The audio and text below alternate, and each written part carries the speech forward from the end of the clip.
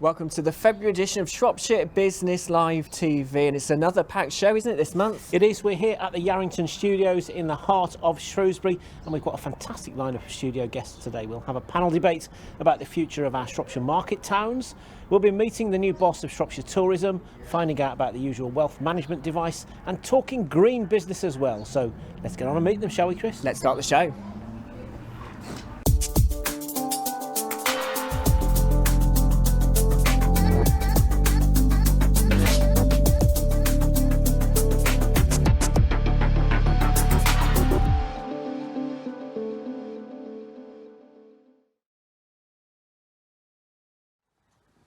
Hello and welcome to Shropshire Business Live TV, the February episode here at the Yarrington Studios. We are live in Shrewsbury this afternoon. I guess, Chris, we should start by saying Happy Shropshire Day. Yeah, Happy Shropshire Day. 23rd of February. It's to do with St Milburger, I think, isn't it? It's the anniversary of the death in year 700 and something. I'll leave the history. I'm glad you know the stats. I'm trying to do my homework a little bit. Now, we've got a really packed show for you today. Lots of great talking points, a green room teeming with guests. So let's waste no time and introduce you to the panel that we've got here, where we're talking very much about Shropshire's market towns. So in fact, we've got covered here, we've got Wellington, we've got Bridgnorth, we've got Oswestry, we've got Ludlow. So just introduce yourselves and tell us a bit about you. Yes, my name's Sally Thiemens. I run Love Wellington and Love Bridgnorth. And I'm Adele Nightingale. I'm the bid manager for Oswestry. And I'm Lucy Cook and I run Let's Go Ludlow. So we've got a fair geographical area of the county Yeah. covered. Bid manager, that's where I think we ought to start, because Oswestry and Shrewsbury, I mean, Yes. we may be joined by Seb a bit later on from Shrewsbury Bid, are the only two areas in Shropshire that are bids, aren't they? Business improvement districts. Yes. What does that mean and what difference does it make to a town? So we've been in Oswestry now. We've just been voted back into our second term. So from April we start a 5-year term again. So that was great news to get voted back in. Voted by the businesses? Voted by the businesses. So the businesses that are mandated to pay the bid levy, they get to choose whether they want us again. So hopefully that's a sign we did a good job the first term, because they want us for another term. So our role is really to support the businesses, to look at ways of increasing footfall into the town, to promote Oswestry beyond Oswestry, so to further afield Shropshire and nationally, to encourage visitors and also inward investment. Part of our role that perhaps doesn't get noticed so much is the support that we do with regards to lobbying to Shropshire Council. So we work very closely with Oswestry Town Council and Shropshire Council on a number of projects, and that can be things from traffic management to organising events, which really then gives the voice to the businesses, and we can report back to the businesses.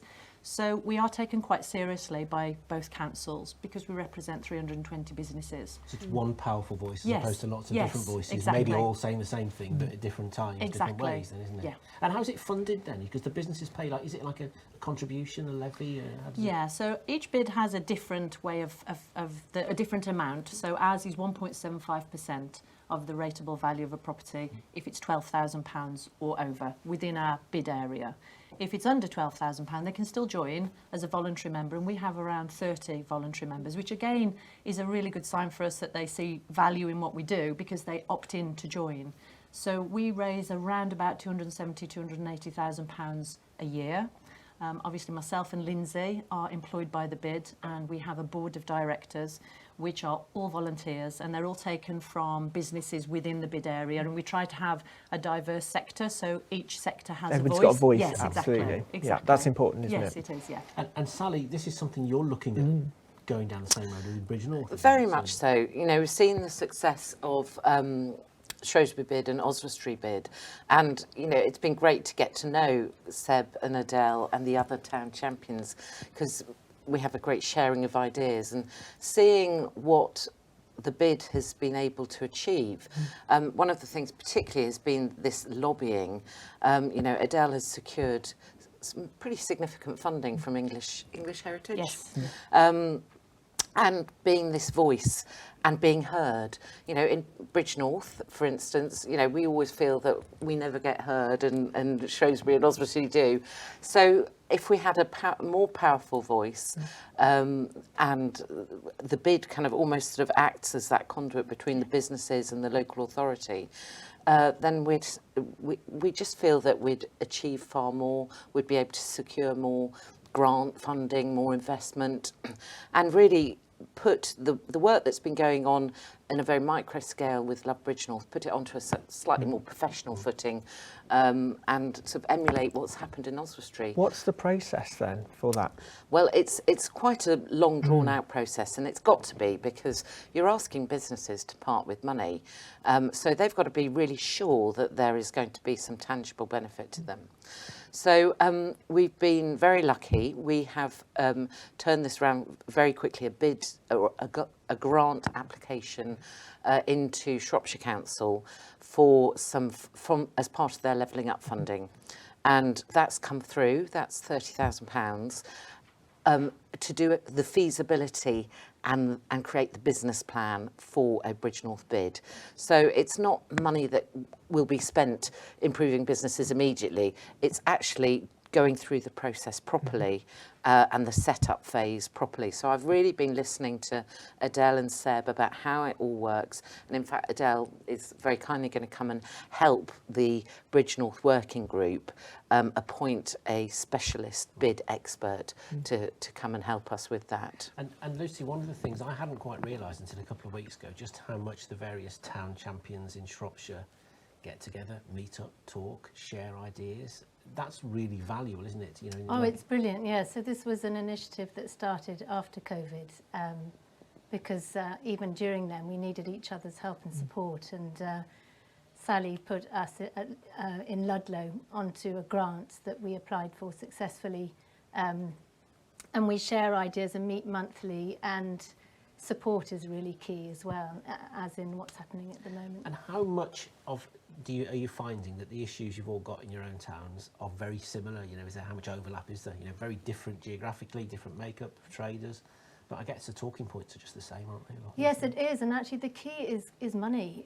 It's having the support and the money to do the marketing and the promotion and all these schemes, because there are fantastic voluntary groups that do things within the towns, but there's a limit, there's a real limitation if you don't have a budget or you're relying on people who are volunteers. And certainly in a town like Ludlow, we're run by an amazing army of volunteers. What are the big priorities down in Ludlow at the moment? What are the big issues, or have you got a shopping list of things that you'd like to see happen this year maybe?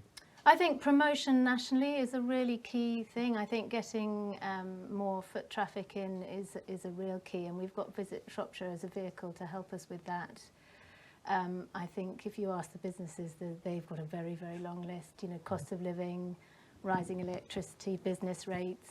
You know, everyone needs support, business support, promotional support. The list goes on. I guess though, talking about national profile, some of the other towns in Shropshire would love the profile Ludlow's got. Yes, we would. Say, where are you going to? You're going to Shropshire. They'll like to say, Oh, Ludlow, Ludlow. yeah. You see, we all think everyone's going to Iron Bridge. Yeah, It's interesting. they're going there too. grass is always green. Isn't it? Yeah. Yeah. Of course, what you really want to do is just keep the Shropshire pound in Shropshire and share it around among visitors that come in. I know we've got Absolutely. Ed coming up later on from Visit Shropshire to talk about the tourism side of it, but how important is tourism in somewhere like Oswestry then? So we have actually quite a vibrant tourism economy in Oswestry, more than I think a lot of the businesses realise, because we've got a lot of interesting places to come and visit, so people can stay in Oswestry and use it as a base to then go and visit other places. So for our independent shops and our hospitality sector, it is actually quite an important part of their annual turnover. So we work very closely with Oswestry Borderland Tourism and with Visit Shropshire to make sure that we are promoting to that side of our economy as well. So our locals are really supportive of our town, but obviously that is also a very important part as well. And we installed footfall cameras, footfall counting a number of years ago, so we're really starting to get some baseline information now about what our footfall is, and we can now start to see what events, how that affects our That footfall. really helps, I guess, having that Yes. information rather than not having the information. You Yes. can work out when is the best time maybe to put on events or to Yes. do certain things. It is really useful. It is now. I mean, obviously, once you first start and you've got no baseline. You've got to build the data, I guess. And of course, it Yeah. went live during COVID, which didn't help. Yeah. But we are now starting to have that baseline information. So we are now able to look at comparisons year on year. And that also impacts when we've got people that are looking to invest in the town or looking at properties. They're interested in what the footfall is for that particular area of town. So actually having that data is really useful when we are trying to attract inward Has investment. any of that data surprised you? Yes, some of it has, because sometimes you'll see a real surge in footfall and you can't explain it. You'll just have a Saturday that for some reason, and you can't attribute it to the weather or any events going on. So really sometimes it's just because. So yeah, it does sometimes surprise you. It's really interesting, isn't it, that? What about you, Sally, for footfall in Bridge North? Where are people coming from? Is it locals coming into the town centre, or again, visitors? Well, depends what day of the week we're talking about. On a Saturday, there's no one from Bridgnorth in Bridgnorth. Very much fed. And this is where Bridgnorth is quite different from the rest of Shropshire. We are very much fed by the Black Country. It is a long time favoured destination for a Saturday to come over to the market. In Wellington, what we're really trying to do is work on getting Wellington people coming back into Wellington rather than coming to Shrewsbury. Yes. Sorry, Seb. And kind of rediscovering Wellington a bit. Back to Bridgnorth, during Mondays, Tuesday, Wednesday, Thursday, it's full of Bridgnorth people. Yeah. So it's a very, very different dynamic at the weekends. Wellington is becoming quite a foodie destination at the Yeah, moment. I was at the hope so. Walnuts with Kirsty That's Smallman lovely. from JMPR Yeah. the other week, and we had an amazing meal. But there's Yeah. lots of other places as well. Loads. Really trying to brand it. That's one of the things I'm doing with Love Wellington is a Love Wellington Foodies brand. So we've got places like the Walnut and the Gratitude, and one of the big things that we've got is inside the market. Quite similar to Shrewsbury Market, we've now got a food court with loads of street food, Park Street Kitchen, Escape the Robot. We've got sourdough pizzas, and they also are having late night openings, which They've been are super successful, haven't they? super successful. Yeah, really So It strikes me that it's all about trying to offer something that you can't get on an out-of-town retail park, that you can't get on a website. Yeah. It's attractions, whether it's festivals, theme things. We're talking of Wellington. I've got to know the guys at the Orbit Cinema. Yeah. And some of it, that's become a very community venue. It's more than just showing films. Ludlow's Assembly Room was very much the same down there the other week, and what they've done there, making it meeting hubs and different kinds of It's very much of about activity. an experience now. Yes. The high street has changed forever, and not just in Shropshire, across Everywhere. the country. Yeah. And so now people want to come into town for an experience, to meet up with friends, or to go and see something different, to go to an indie shop because it's a little bit different. So what we have to do now is adapt and play to those strengths within our market towns. We in Oswestry, I think we've got quite a vibrant live music scene of a night time. So a lot of our local pubs have always got live music on, and we've got a really good events programme throughout the year. So that's giving people a reason to come into town, and then you hope whilst they're in town, they will visit the businesses and spend a little bit of money, and that's the way that we're going to have to move forward. In Ludlow, you've got some major events coming up. You've got We've got Bastille, such Rag an and exciting, Bone Man, we've got Noel such Rogers. an exciting. We are awash with You festivals really and are. concerts. At It's the amazing. Celebrities. Yeah. They're all We coming, have. aren't We've they? got so we've got Judi Dench, Dame Judi Dench coming. We've Wow. got a real host of celebrities coming, starting in April with the English Song Festival, and we've got Alistair McGowan, who's a new resident to Ludlow, has launched the Ludlow Piano Festival. We've got Judge Rob Rinder, judging a whole host of celebrities, all playing the piano. Oh, actually, he's not judging. He's doing a panel of questions. And then we've got these amazing, a whole weekend, a whole 4 days of Kaiser Chiefs, Bastille, an amazing lineup. And then the Food Festival and the Spring Festival on top of it, and the Fringe at the end. So Where are all your visitors going to stay overnight then? there's plenty in Ludlow. We've got an amazing range of accommodation and B&Bs, and I think that's not the issue. I think parking might be, but it's very well spread out from April through to September. So, I guess with the car-related issues are a big thing, aren't they? So when we talk, if Teb's had been here today, we'd be talking about accessibility in Shrewsbury. But can you easily get into town? Can you park your car for free? Are there electric vehicle charging points? There's lots of transport-related issues, aren't there? I mean, what's the situation in Ludlow like? I mean, parking's always been a key thing in the it town, is, and the isn't it? rates have just gone up, which I know has sort of, upset a few of the business owners. And the charging points, we don't have many in Ludlow, but we're about to get a flurry of more. But they're in the main residential and the main streets, so that's caused a little bit of controversy, although we obviously need them. Bus routes aren't great in and out of Ludlow. But there is parking in Ludlow, and there are quite a lot of But like Sally, weekends is locals stay Yeah, clear I mean, away I from. would just, plug for Wellington. It's free parking. It is, absolutely. Free parking there, limited to 3 hours, and there is a train station right in the middle. But no, parking.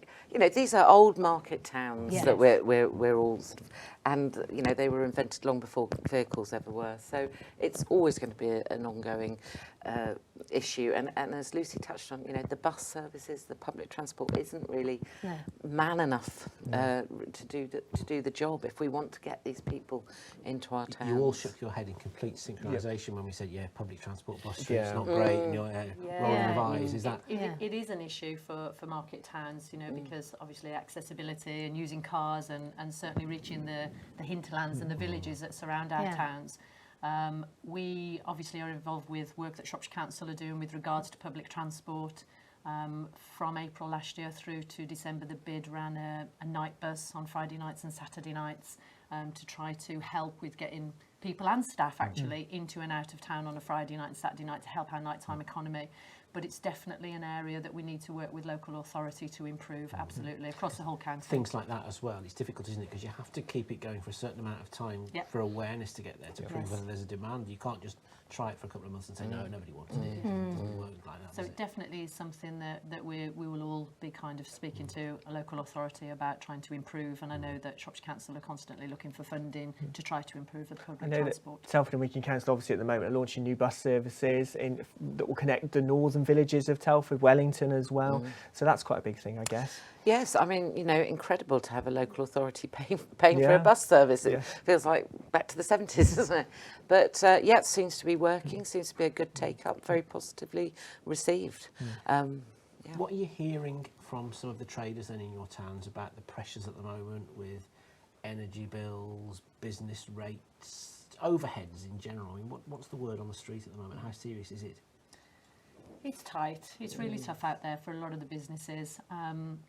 I think that sometimes the media doesn't help because then it frightens consumers. And so what happens is it then becomes a bit perpetuating. But certainly business rates, rents and utility bills are really the worry at the moment. There is business rates relief, which has been announced and is ongoing through the next year. So that will give some help to the smaller businesses. But it's going to be a tough year, I think. But on the flip side of that, what we would ask everybody to do is to try to, shop local where they can. It's very easy to go online, but that, if you want your towns to survive and you want your shops and your hospitality sector to survive, you've got to go and spend some money in them. And it's, it's trying to find the balance. Everybody has to shop online occasionally. We know that. But if you can shop in line, please do so. I know something Wellington's been doing is the cargo bikes as well to encourage people to shop locally. Yeah, the e-cargo bikes. Yeah. I mean, that's an incredible initiative set up by Shropshire Cycle Hub. Yep. And we've got a team of early retiree, they are all men actually, who've sort of come forward to do this. And what they're doing is they are present in the market on a Thursday, Friday and Saturday, and they've got a couple of e-cargo bikes loaned by the Cycle Hub, and they will take your shopping home. So the whole point of that is to try and encourage people to walk into town, not to have to bring their cars, and they will take your shopping home for you. It's not a shopping service, so people are still coming and shopping and browsing, but then they don't have to carry their heavy bags. And we all know that that's going to be a limiting factor for a lot of people. I can't carry that home, we have got one of the big car parks in town is closed at the moment, so it's there just at the right time one of the problems is the volunteers are amazing. They're so willing and able, and they just want more business. They've got more and more volunteers. So actually, I'm going to a meeting now to work out with them. How can they get people using this valuable service? Because if people don't use it, it won't last. But I mean, it's got to be the way ahead, hasn't it? I think for all our towns. No, we have got the cargo bikes, but those poor guys. I mean, we're very hilly. They're not electric. They're not. Ours are electric. They could be, but it's still quite a pedal up and down.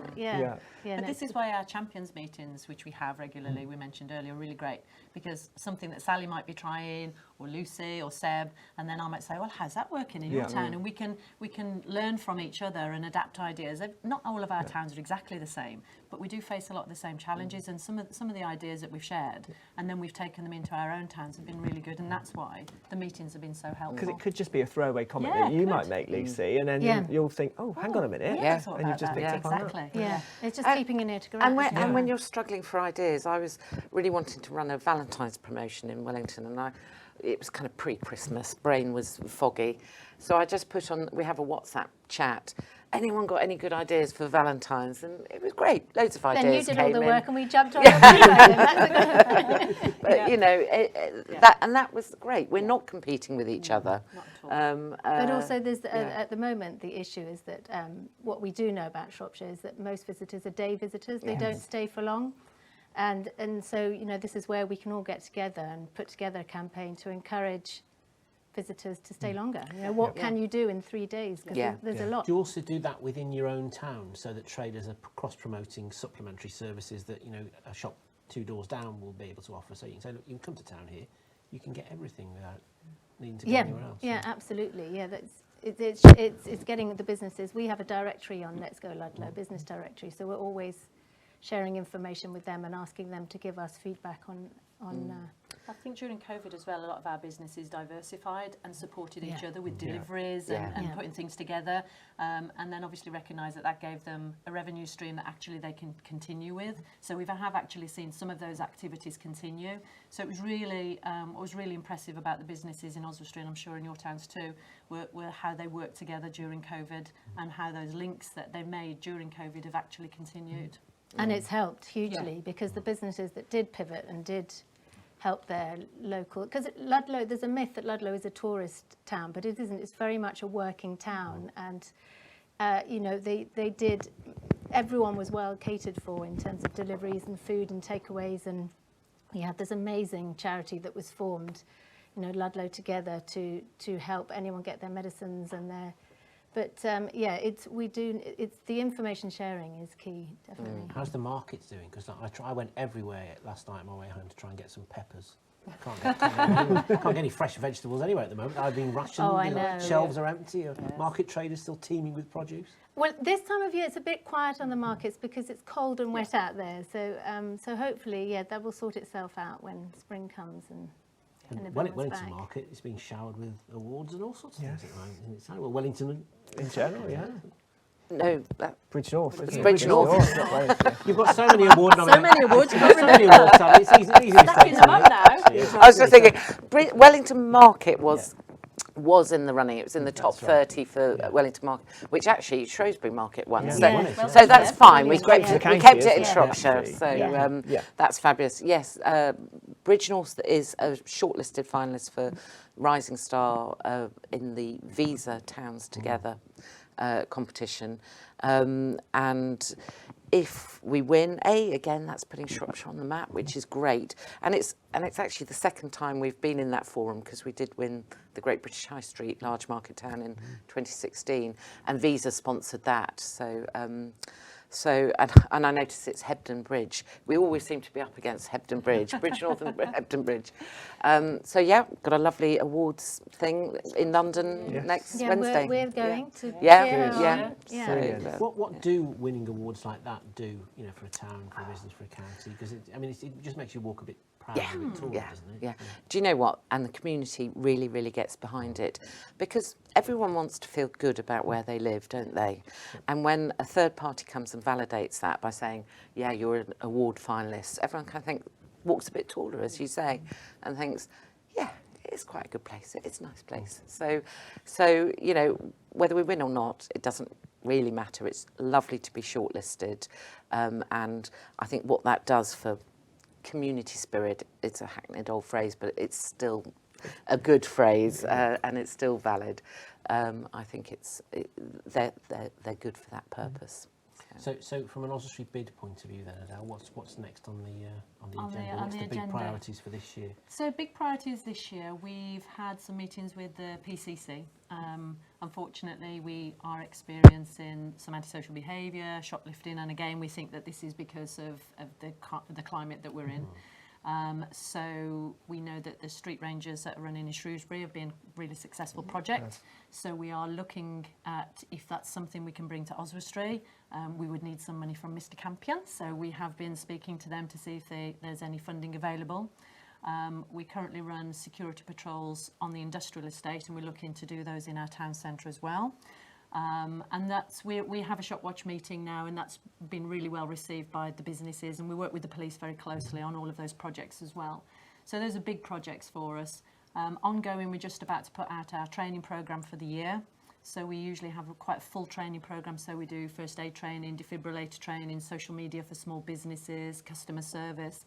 And they are free to all of our bid businesses, 2 members of staff to any of the training, and that always goes really well. And then, of course, as you were mentioning, we've got our events. So we've got a street circus at Easter, and we've got our beach in May, and then we've got Oswestry Balloon Carnival. So obviously that takes quite a little bit of time. So yeah, we've got quite a full year ahead. And you've just got the great and the good of Motown and Hollywood coming to town. We've just got all the famous faces. Superstars. Yeah. Well, what about Let's Go Ludlow? What are the sort of big agendas from that point of view this year, and what are you looking to do? I think so. We took off after COVID because we started providing this takeaway delivery service, and so now we feel the best way to use the platform is to promote local businesses. So that's where we're heading now, is recruiting, getting businesses to join the directory and just promoting them to locals and to visitors. And we're putting together a VIP, a pass system, and that's where we're going with that at the moment. It's the way, isn't it? I mean, Sally, you've got various initiatives, haven't you, in wearing your hats, which are using technology to connect businesses and let people know how easy it is to do business in your market town. Yeah, I mean, we have got to move with the times, as Adele said. Everything has changed. This lack. I always say high streets are now a place of interaction rather than transaction. So we've got that happening, and then this technology. So in Bridgnorth, we've got ShopAppy, the ShopAppy platform, which was made possible by a COVID recovery grant by Shropshire Council. And that has all the businesses in one place with one checkout. I think we've got over 1,000 products on there. We've got 85 businesses on there and something like 17,000 page hits. So although there might not be a huge amount of purchasing going through it, people are using it as a way to browse the local high street. So that's been quite an interesting way to use technology. And the other way, and I'm sure you guys do it as well, we have all the businesses connected in WhatsApp groups now. And that's been, it's such a simple thing, but actually suddenly they can talk to each other, they support each other, they share ideas the way that we do. That's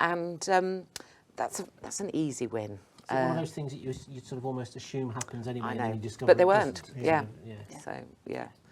Well, good luck with all your initiatives, awards, Thank celebrities, everything. It's quite obvious that shop local's the message, because there's Yes. loads of Absolutely. celebrities 100%. there. So thank you all for coming in. We'll Thank grab you for some having next us. time, Yeah. won't we? Yeah, we'll get there. Yeah. Lots more to come here on Shropshire Business Live TV. We're live from the Yarrington Studios in Shrewsbury. We've got a massive green room lined up to talk to, so we'll take a quick break. Back in a minute.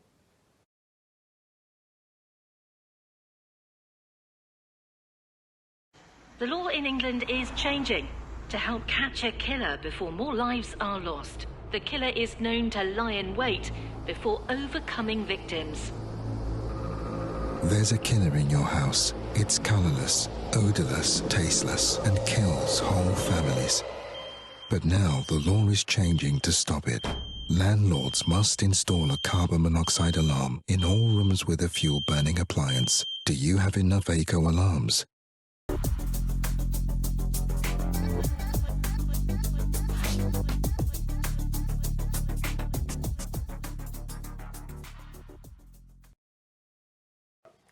Welcome back to Shropshire Business Live TV. I'm now joined by Steve Oliver from Throgmorton Associates. Steve, thank you for joining us in the green room. Thanks for having me, Chris.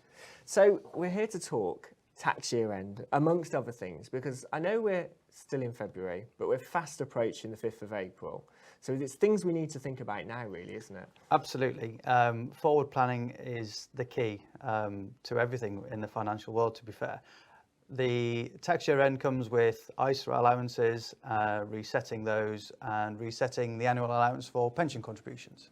So it's really key that if you've got unused allowances, that you make a contribution, use those allowances up if you're able. So these are things then that I need to think about. What are the key things? So the key thing is your ISA allowance on a yearly basis is £20,000 into an ISA, and you can put in, depending on the qualifying criteria, up to £40,000 into pension.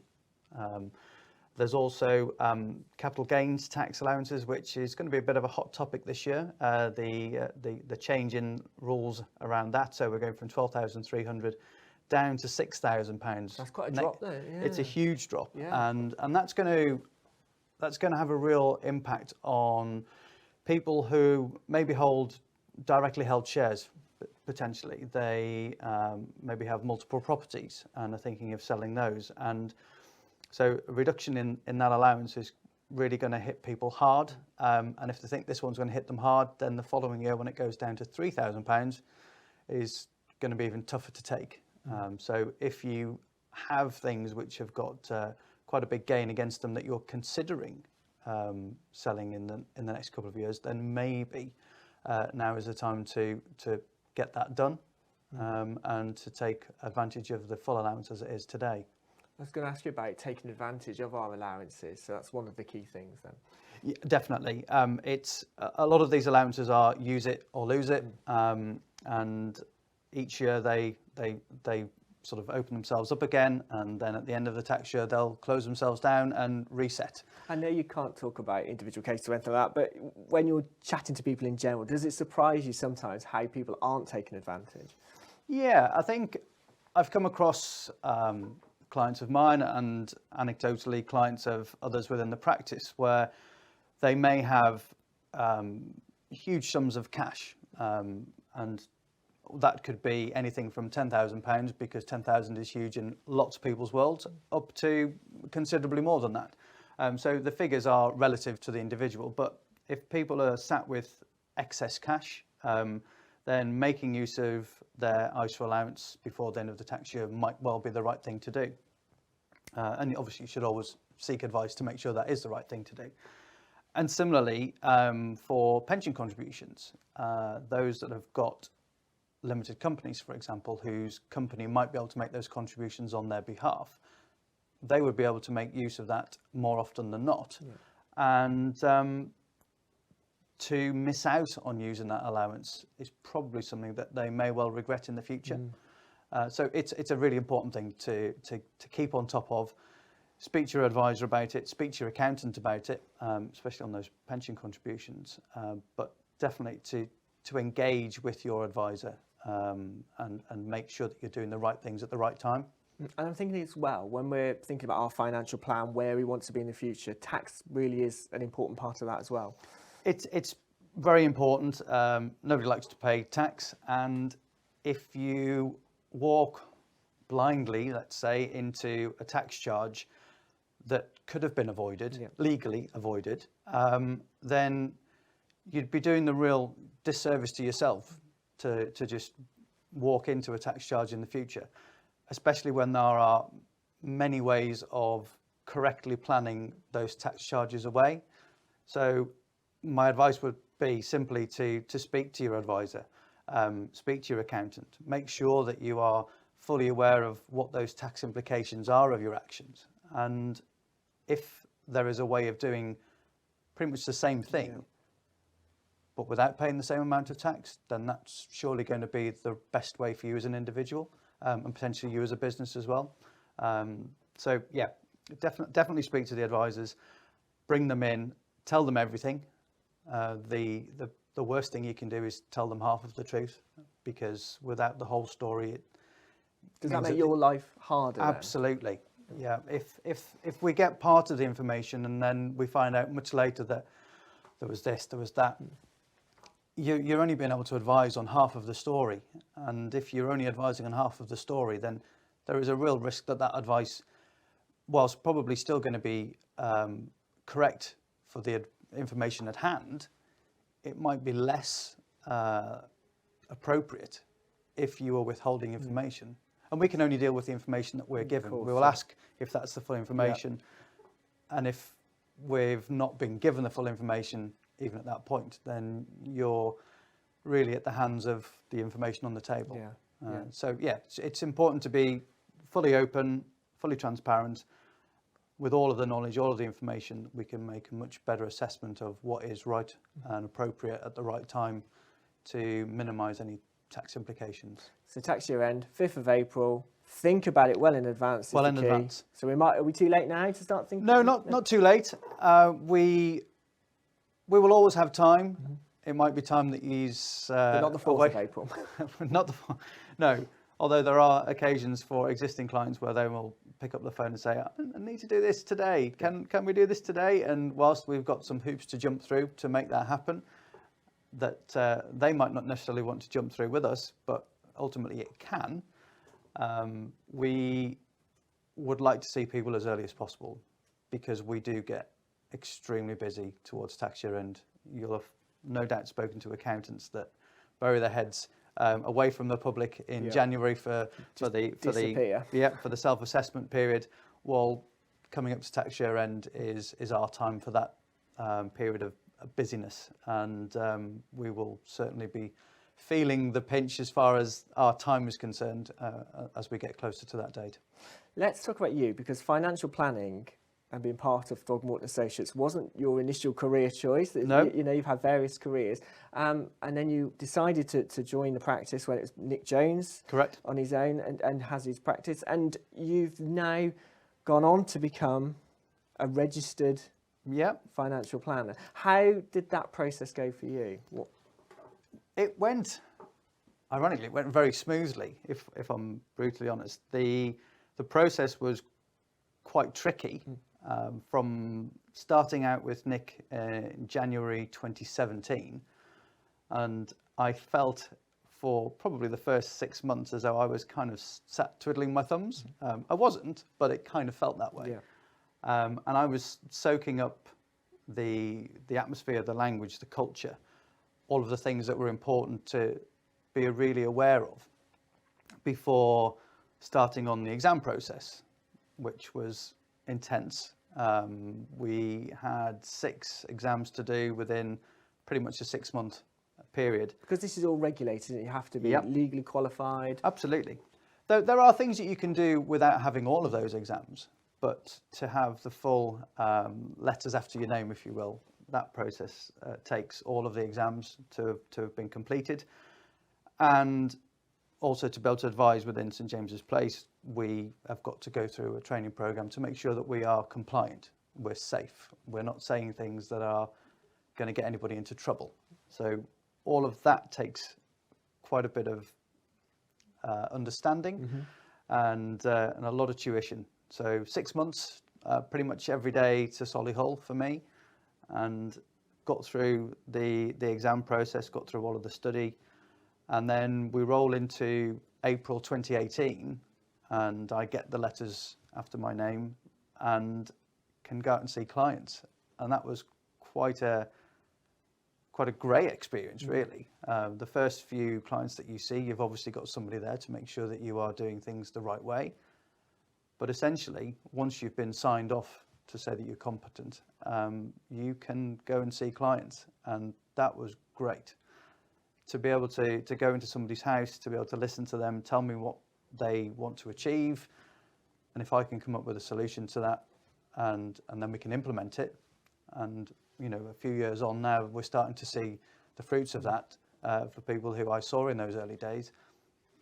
There's no greater feeling. I was going to say that because this isn't just a job, you are helping people. Absolutely. Yeah, I joked actually on my interview with the Academy people that I was never going to be a doctor, but this way I kind of felt as though I could help people still. Yeah. It sounds a bit lame, but it was genuinely what I said. And I still hold that today is, you know, some of the circumstances that I've seen from various clients are heartbreaking.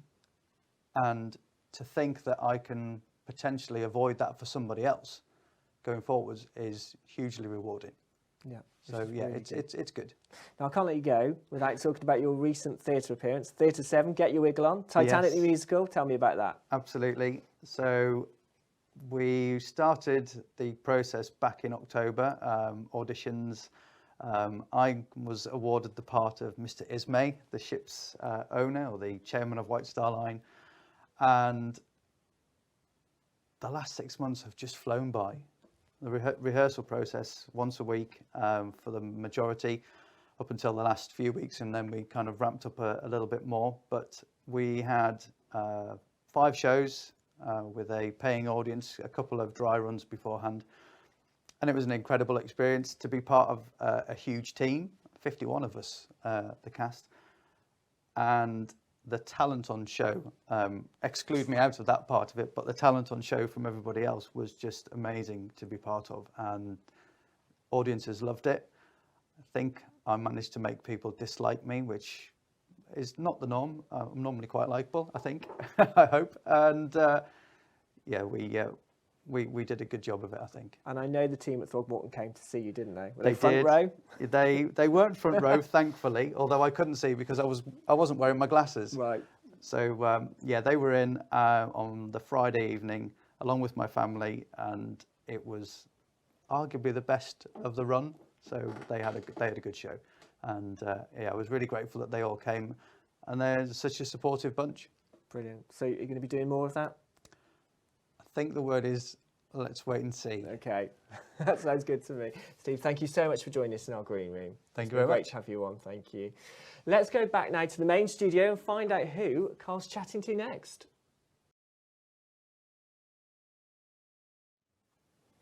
Well, as we say, it's Shropshire Day here, the 23rd of February, in the Sbltv studio, the perfect opportunity to be celebrating all things Shropshire. We were talking a little bit earlier about our market towns and some of the challenges.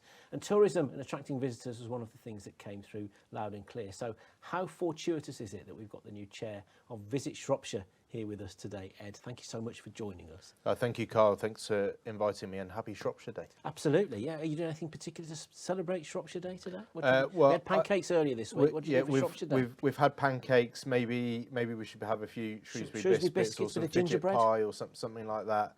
But also, I think everyone should tune into The Apprentice this evening. That's going to be showcasing the county.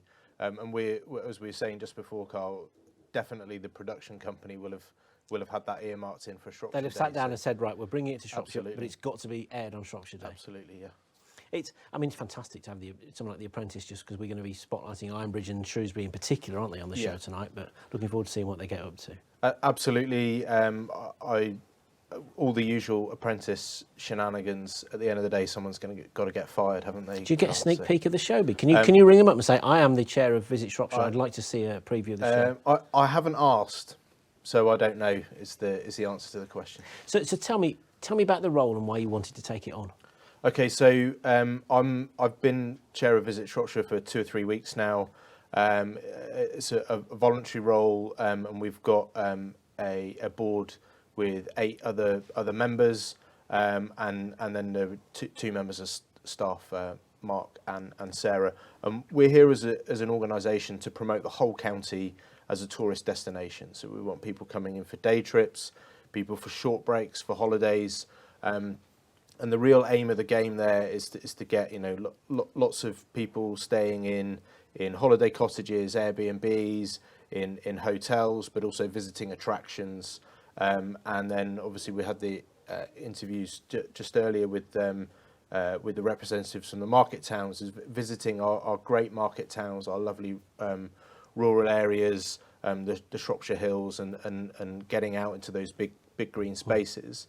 Ultimately, why did I want to take that on is Shropshire is a brilliant county with a fantastic story to tell, and I just want to amplify that as much as I can. So everything from those that green and pleasant land that I discussed, through to showcasing particular businesses, producers of food and drink, some of those brilliant attractions that we've got, places to go and visit.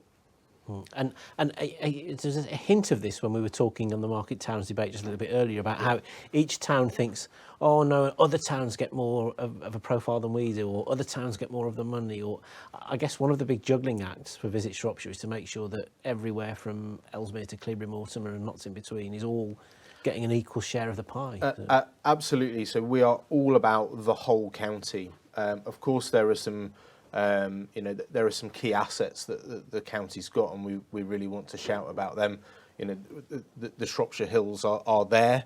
There's not a lot we can do to change the geology, other than maybe an ice age or something like that. Ironbridge Gorge, World Heritage Site. Why wouldn't we shout about these key assets, key places to visit, parts of our heritage? Great days out for people from Shropshire, but also people visiting the county. But we're aware. We have about 200 members at any one time, and they're distributed across the whole county from north to south, from east to west. And we want as many people visiting as many different parts of the county as possible. So does it matter if the majority of people, when you say Shropshire, will only maybe think of Ironbridge or Shrewsbury or Ludlow? Is it just about having a hook of some sort just to get them here in the first place then? A hook is really important, and I think also when people visit the county, obviously we could have lots of day trippers, so they're probably only going to go to one specific location. But when they're there, they think, well, actually, I can get to Shropshire. It is quite an easy place to get to. So we could come back again maybe in a couple of months' time, and then they're going to visit somewhere else. Or if they're staying for a few days, actually, and this is what I find, I own and operate a holiday let business myself, is people who come for a few days or for a week, they'll spend a day, they'll go down to Church Stretton, they'll go walking for the day, they'll pop into Shrewsbury one day, they'll go to Ironbridge one day. So actually they do see lots of the county during a slightly longer stay. So you sort of answered one of the question I was going to ask you about, how does the marketing and communications manager from the Wrekin Housing Group end up being chair of Visit Shropshire? But obviously that's not your only hat you wear, is it? Yeah, absolutely. So I've got a day job where I lead the marketing communications function at the Wrekin Housing Group. That's different from this, although absolutely those kind of skills that I've got, that I use in my day job, translate across this very well. But I also have a small holiday let business that I run with my wife, and we're members of Visit Shropshire, and that's really what led me into this specifically. Yeah, stick with us. I know you're going to stick with us for a few more minutes. We're going to take a quick break to get some news headlines, and then we'll be joined as well by one of the main attractions that brings a lot of people to Shrewsbury. Absolutely. So stay with us. We'll be back in a couple of minutes.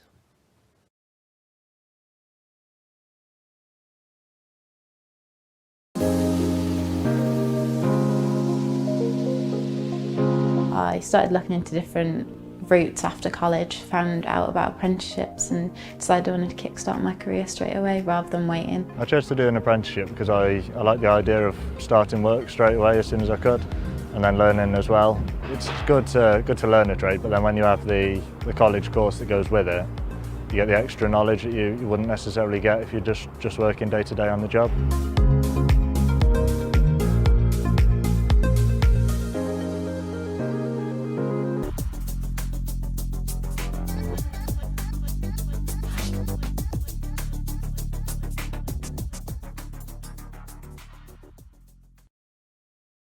Staff at a Shropshire digital agency, Ascendancy, are not generally considered to be clock watchers, but they have been counting the days recently as part of a UK trial into the benefits of a shorter working week. The company has completed a 6-month pilot project, which is trialling a 4-day working week, and it's proved so successful that the Newport-based company has decided to make it a permanent arrangement. The trial was initiated by 4-Day Week Global, with companies from the USA, Ireland and the UK all taking part. Now, Shropshire Chamber of Commerce has launched its latest quarterly survey to assess the health and confidence of the local business community. The anonymous survey, which only takes a few minutes to complete, is collecting information about the trading conditions during the first quarter of this year. To take part, visit shropshire-chamber.co.uk. Telford College is celebrating another 100% pass rate for its latest intake of groundwork students.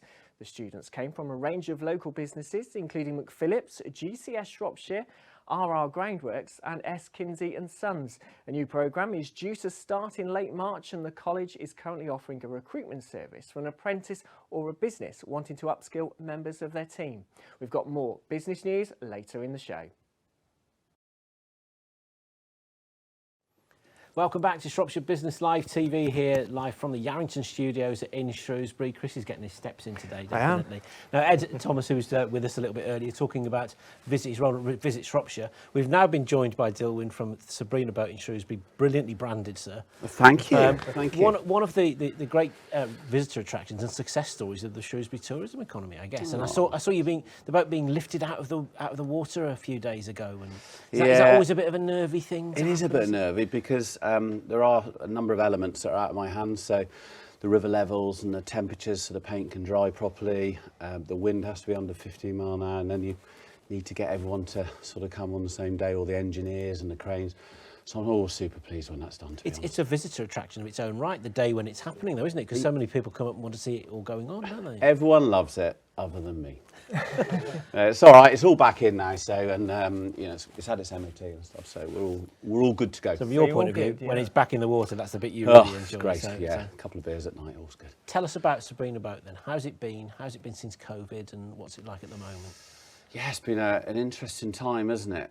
We've done 13 seasons, or I've done 13 seasons. I bought it in 2010. The COVID year, the first one was dreadful, and I think, irrespective of the government, I thought they were generous, we still lost thousands. It was a tough old year, that was. And I think if that would have been earlier in my development, i.e. sort of 2013, 14, it probably would have shut us down, to be honest. But 2021, you lose track of time a little bit with COVID, don't you? You do. 2021 was a good year, and last year a good year as well. So we bounced back pretty well, I think. Hopefully. Has it built back the same way that it was building before? Are you getting the same kind of visitors, spending the same kind of time and money there? We lost a lot on coaches, groups and coaches. We're still down a little bit on that. We usually do, 300 coaches in a year. We are probably 30 or 40% back on the 2019 levels. With regards to visitor numbers, I thought, Shrewsbury did a lot of promotion in terms of trying to get people, and a lot of staycation. I thought it did really well in 2021. And we had all that dry weather, didn't we? And last year, I think it's there or thereabouts. I think the model of the visitor has changed slightly. I think more people were supporting local. There's more staycation going on. I don't know what's going to happen this year. It's a real conundrum how to work out this year, really. But what's your gut feeling, Ed, about how this year's going to be for tourism? I think that if I think about my own business, we're seeing pretty healthy booking inquiries. So that's really good. But of course, people are counting the pennies. So it's just thinking about maybe a weekend away becomes a day trip, and just editing down slightly. Although of course, Sabrina, you only need to come on a day trip, and that fits really nicely. Although of course, if people are in the county for a little bit longer, that's one thing they can do along with many others. Where have you got people coming from then? Is it locals using your service? Do you get people from further distance? Or? It changes depending on school holidays. The demographic changes. School holidays is a lot more, sort of 70% local probably. And same with the Easter period as well. Other than that, you're looking about sort of it's mostly, I'd say, within 2.5 hour sort of circle, if you like, of Shrewsbury, I would say. So we get a lot from the Wirral, Liverpool, as far down as Bristol, Gloucestershire. And we do get people staying from further afield, but I still think they are probably 70-75% of our market, I would have thought. And you've got your day cruises, but then you also do special events as well, don't you? We do, yeah. So in the evenings, especially, we either do these things called theme nights, where it's ticketed events, or we do private hire as well. So the private hire, one person would hire the whole thing for, you know, a 40th or a celebration or a wedding or something like that. But the theme nights, we try and mix them up, and we try and do it so people can come on, whether they want 2 tickets, 4 tickets, or 6 tickets, whatever they want to do. It'll be like an event, like you go to the theatre or something. So we'd have specific nights. And it's just down to demand, really. Things like Mamma Mia always goes down well, sort of, you know. That rocks the boat a bit. Rocks the boat. Motown is another very successful one. We do cheese and wine evenings, like tasting events, or gym. We do quizzes, we do comedy nights, all those sorts of things, meal and cruises. I'm thinking like an Agatha Christie Death on the Nile style thing. Yeah, Have you done one of those? Yeah. As a We murder mystery had one of night? those. That's interesting, actually. We had one of those planned at the COVID year, and we had to cancel it, and we haven't come back to that. But yes, Could be something that to sort do. of thing is quite. Yeah. Because you presumably what you need to do is work the asset 24/7 as much time as it's on the water as possible, don't you? Because you're constrained by the fact you've got one boat and you need to. We do, working. and actually, for a third of the year during the winter, we don't operate. So we're back in March. You have a couple of sort of low season months, you know, March and April. You know, you're breaking even a bit better than that, perhaps. And then June, July, August, September, you know, you got to really maximise it. Yeah, you got it busy all the time. You know, 7 days a week. We run 6-7 trips every day, and then the nights as well with the private hires and stuff. So you really got to pack it in. What about fuel costs and overheads and all of that? I mean, that's a fair chunk of what you had to soak up, isn't it? Yeah, fuel's an interesting one actually, because it's a passenger boat, it runs on red diesel. But the month before COVID, it was 32p a litre. Last year it peaked at 123, I think it was. Right. So it's quadrupled, almost in price. But yeah, we're lucky that the government haven't changed. They did some changes with regards to you know, fuel and diesel, and construction industry got hit very hard because they had to switch to white diesel, etc. But we, fingers crossed, we're still. You'll know that from wearing both hats, won't you? I presume. Absolutely. So literally. Overnight or over the course of a weekend, everything on a construction site was no more red diesel, white only, and of course it's not just the cost then of the fuel going into the machines on site. You've also got to secure it so much better, because white diesels, you know, you can steal red diesel and find somewhere for it to go, but white diesel is you can, you know, that's. It's a desirable asset. Yeah, so you have to be really careful. Yeah. The river's rather unpredictable, Dilwyn. So you've got the flooding season. We've even had floods. How can I say that? We've even had floods in June, I remember, a few years ago. We have actually, you're right. So does that cause you an issue? Of course, if we have no rain, droughts, you know, is that another problem? Well, there's the whole debate of whether the river should be sort of cleaned out and dredged and stuff like that. But generally speaking, we've got certain channels. If we had no rain, we know our paths and where we can go. With, you know, we've tested all the depths and we know where we can. But the riverbed is moving, you know, and it is getting worse. You know, how long we can do the sort of trips we're doing. The river loop isn't too bad. There's some shallows right by Victoria Quay there, but going upstream. So when we go upstream on our longer cruises, the evening ones are 3 hours, and we go upstream past the showground. You know, and that's getting tighter and tighter, really. So I usually don't mind. Like last year was a very dry summer. Fantastic. For me, it means people make plans, don't they, when it's dry? Yeah, absolutely. You know, and they'll come on a day trip and stuff. The flooding causes more issues for us, because... Are those issues with the river and dredging, and could that be easily solved? Would that cost an absolute well, I think £1 fortune? But it's obviously more complicated than that.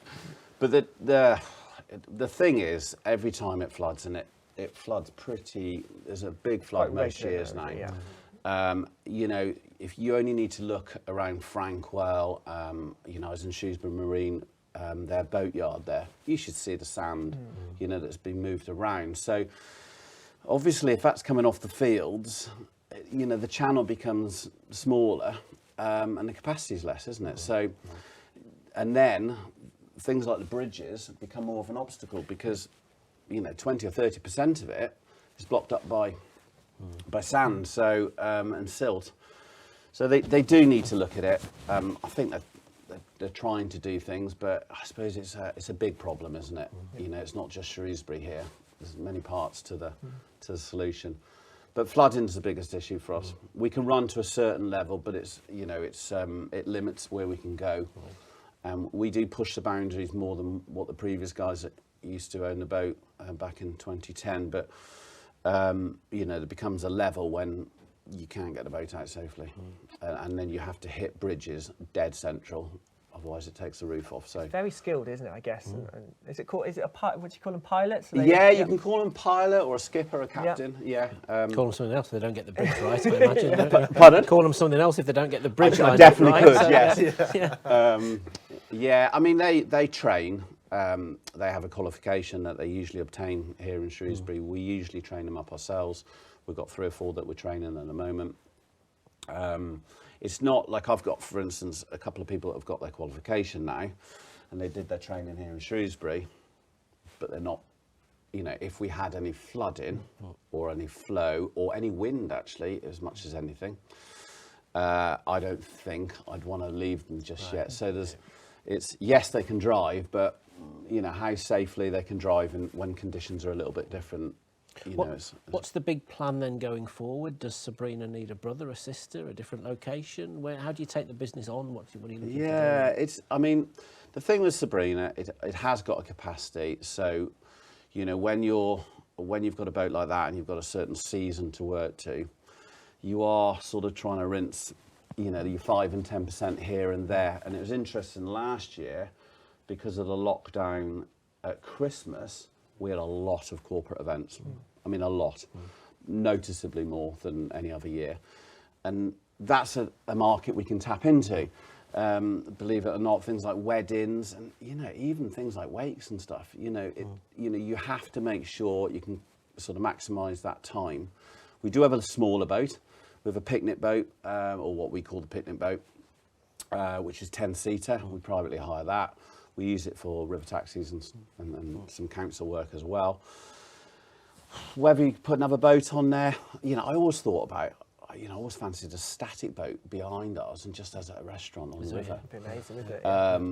But again, it's not deep enough there. So then you'd have to channel all that out, and then would you get that through with the Environment Agency and stuff? Are there other parts of Shropshire you could do it? Ironbridge, Bridge? We looked at, they used to have a boat in Ironbridge actually, but you know, if we think we suffer from flooding, that's true. You know, it's another level there when it goes up because it channels. How important is the river from a Shropshire tourism point of view, promotion point of view? Then? I mean, the river is the kind of the original motorway or a road of the county. So you know, talking about Bridgnorth, Ironbridge through to Shrewsbury, I think it's really important. So you've got the towns, the villages along the route, places to stop off, and everything that they have to offer, as well as the natural beauty of the river itself. So it's a fantastic. Food and drink venues along the river as well. You know, on a nice sunny day, it's lovely. Yeah, absolutely. Perfect. Yeah, it's interesting, Shrewsbury. You know, because we've got the quarry, it makes our town and the river very special. You know, to have a park like that right in the centre of the town, you know, something staggering. Even when I'm going around, I still think, oh, this is nice actually. And when we go upstream, before you know it, you're right in the countryside, but it's still kind of Shrewsbury. But I think Shrewsbury, the river just adds a certain amount of charm, doesn't it, into an evolving sort of world that retail's changing, isn't it? You know, so you need natural beauty, you need history, you need heritage, you need all these things. Which luckily, if you think about some of like Bridgnorth, Ironbridge, Shrewsbury, they've all got a little bit about them. So they'll survive quite well, I think, even though things are massively changing. Yeah. Well, it's half-term week. I better let you get back to it. I guess it's a busy week for you, isn't it, this? We don't start till next week. Oh, but it's prepping, is it? So it's all about the maintenance and marketing and all that sort of stuff at the moment. But well, you're looking very calm. It looks like everything's under control. And from your point of view, a busy time for you to just sort of learn the ropes and get to know your job a little bit more. So getting only, as I said earlier, 2 or 3 weeks in, so getting to grips with everything. But we're really looking forward to being involved in the Shropshire Business Festival, which takes place on the 28th of March. So as part of the festival, or kind of just before the festival, and then linking together, the Visit Shropshire Tourism Expo is going to be taking place, which you're exclusively revealing today. Which is absolutely we're sharing with the whole wide world here on Shropshire Day on Shropshire Business Live TV. So what will that be then? That's like an afternoon, late morning, early afternoon. Yeah. Expo, So it's the Wrekin College. The tourism bit will run between 12 and 3. So it's obviously aimed at businesses in the tourism sector, although everyone is welcome. We've got a speaker from Visit England coming. We're going to talk about Shropshire Council's destination management consultation that's open at the moment, and we're going to be sharing some of our thoughts and ideas for some of the marketing campaigns we've got coming up during the rest of 2023 and actually going forward as well. Brilliant. If people want to find out any more about it, where do they go? That's a really good point, because you might not even be able to book yet. So if you search for the Shropshire Business Festival, to be honest, you may as well go to that as well. I'm sure if you sign up for one, we'll let you into one or the other. It's everywhere, isn't it? And we've got it on Shropshire Business website. It's on Shropshire Live as well, isn't it? So everywhere. Absolutely. Gents, thanks for coming in. Brilliant. Great to see you, and Thank let's you, hope Carl. the weather forecast is favourable for the next few weeks. Thank you very much. Thank you.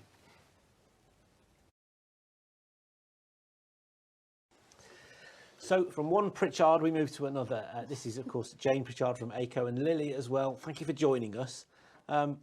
ACO always got so many things going on from a community point of view. And just for people that haven't heard you nattering with us in the studio before, just tell us about the team that you are part of. Yeah, so Lily and we coordinate our corporate social responsibility programme, ACO in the Community, which has been going for 4 years now, and it's really grown to, it's huge now. We're supporting schools across Shropshire. We've built relationships with loads of charities. We go out volunteering, and we support local business. So just gives you a little bit of an insight into what the programme's about, and yeah, it's going well. Does that mean you're actually out of the office, out and about a lot then? Yeah, we try and get out and about as much as possible, but also bringing people to ACO, because our facility is fantastic and we're really grateful to have it. So we like to bring people along because it does paint a lovely picture of what we're trying to do, especially for school kids, raise their aspirations, think, when you're older, this is the type of environment you could work in.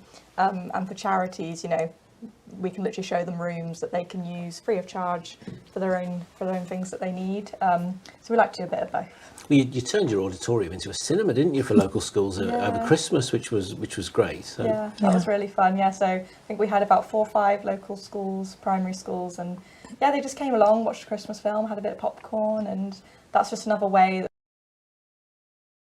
we can help. And at the same time, there was volunteering for wrapping Christmas presents, going to local kids at the other end of the building, and we were hosting the food bank to make the hampers for the ones they send out across the county. So yeah, Christmas is always an exciting time for us, so that was really special. So how many events have you got on your calendar at the moment then for this year? How much are you juggling all at the same time? I wouldn't like to say how many events. We look at our calendar every day and we just see it filling up. So we've got school events booked in June, July time. So right the way through to the summer, really. And let's talk about July, because I know the 2 particular events you want to talk to us about today, one of which is this family festival, which is happening. Is it July the 15th? Yeah, that's right. What's the idea behind this? Tell us all about it. You want to go first? Okay, so we look to support charities and give ongoing support. So we love the idea of having like a fundraising festival where we could support a couple of charities that are really close to us. So that's actually Little Stars. It used to be Little Stars Baby Bank. Yeah. So we've really helped that charity to develop and grow. And we do give continued support. And also the Movement Centre based in Gabowen, so helping children with movement disabilities.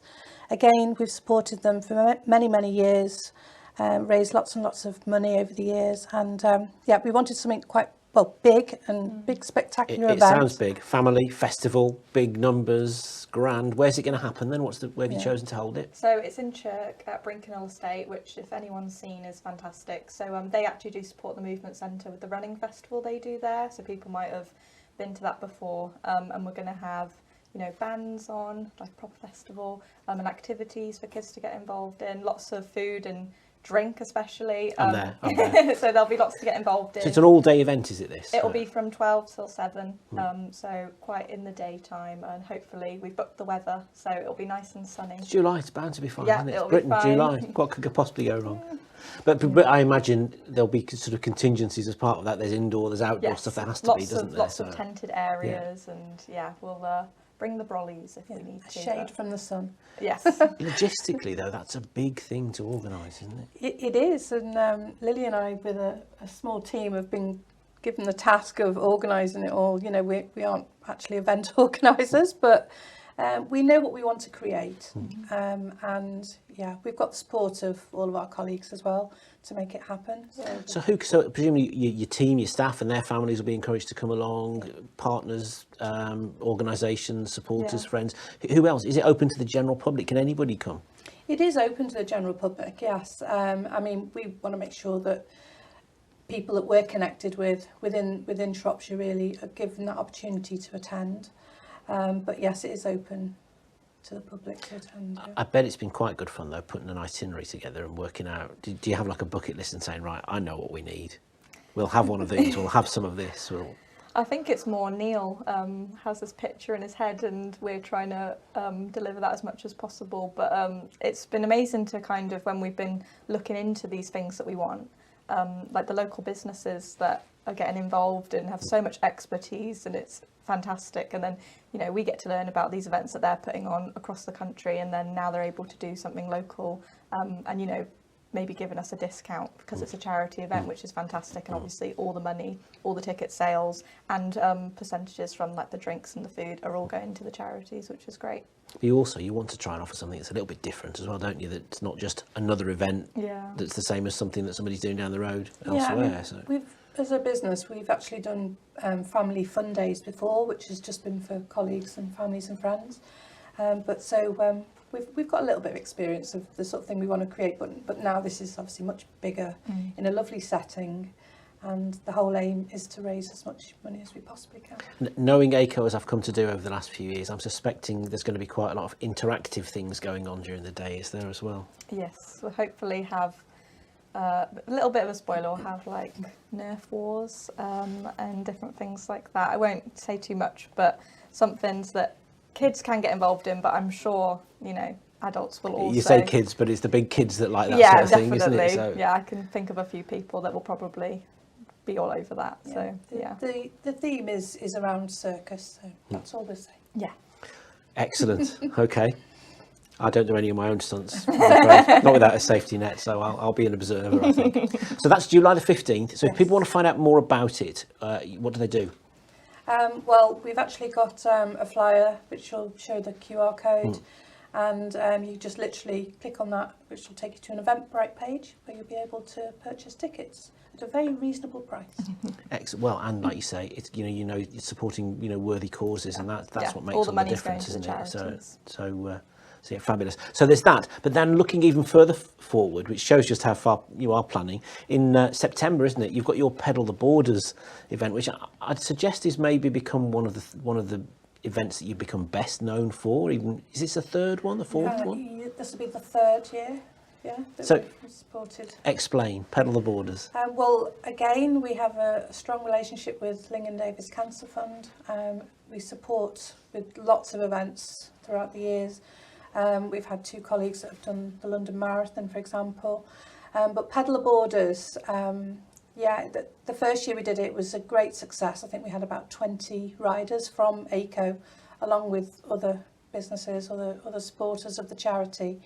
I think we had about 100 cyclists in total for the first year. And yeah, it starts at ACO, it finishes at ACO. How much of the border do you pedal? A fair bit. Well, yeah, if you take part. Yeah, so there's actually 3 rides this year. So there's a 100k cycle, which I believe is not quite as challenging as it was last year. Sounds pretty challenging to me. Due to feedback, I think they've made it a little bit easier. Oh, have they? So Okay, hopefully yeah. that will encourage more people to get involved.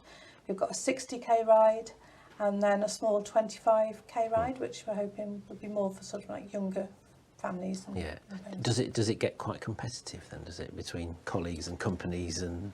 At ACO it does, yeah. And maybe competitive to the point where they're supposed to, you know, be in their teams and then someone loses a chain and then maybe someone continues without that person because they want to finish as soon as possible. But obviously we had Ed Clancy there last year, and again he'll be there.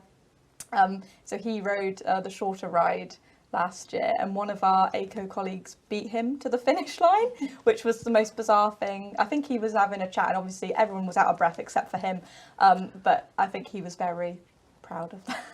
Or he's taken a short Am I suspecting maybe he's mentioned it a few times since? Oh, Would that be true? That's been brought up. Yeah. So to enter and get involved in this, you don't have to have a team, presumably, from your company. You could just be you and your bike, turn up and sign up for whichever one of these routes you want to do. Is that how it works? Yeah, I think you can just go on the Ling & Davis website and you can sign up that way. You can sign up as a team, you can sign up individually. But the idea, if we can try and get as many sort of Shropshire businesses involved to have maybe a small team of 4 or 2 teams, then it's great. It's supporting a fabulous charity that really do, you know, they need our support.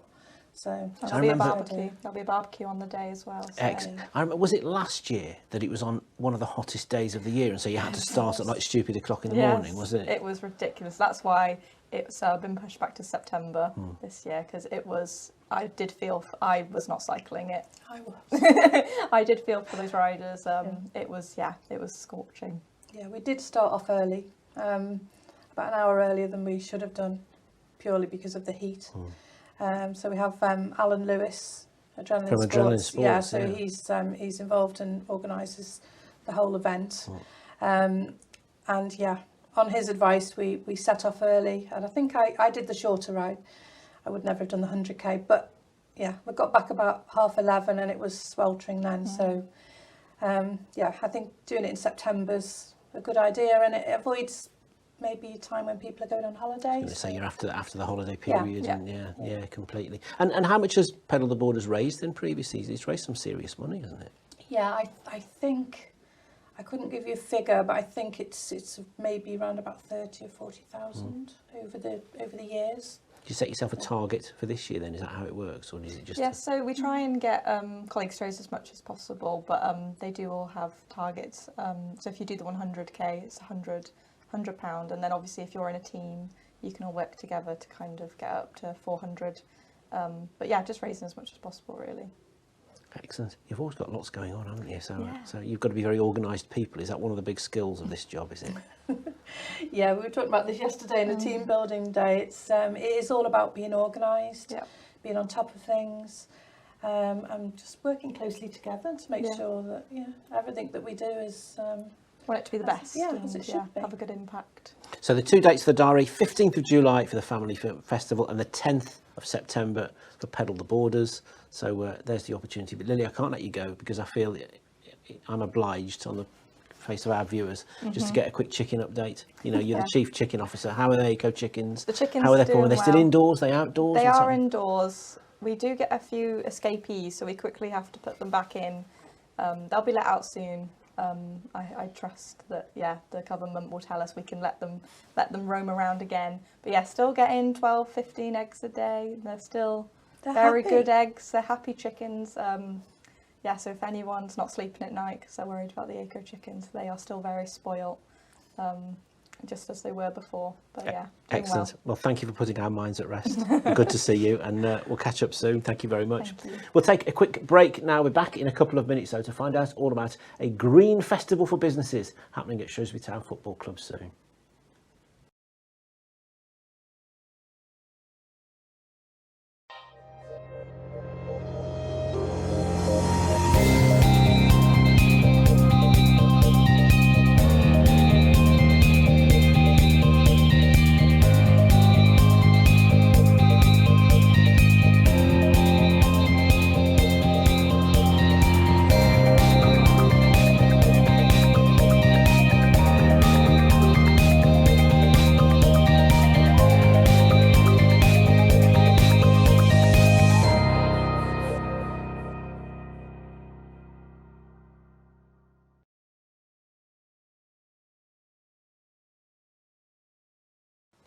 Welcome back to Shropshire Business Live TV here at the Yarrington Studios in the heart of Shrewsbury. We're going to talk about green issues now for business.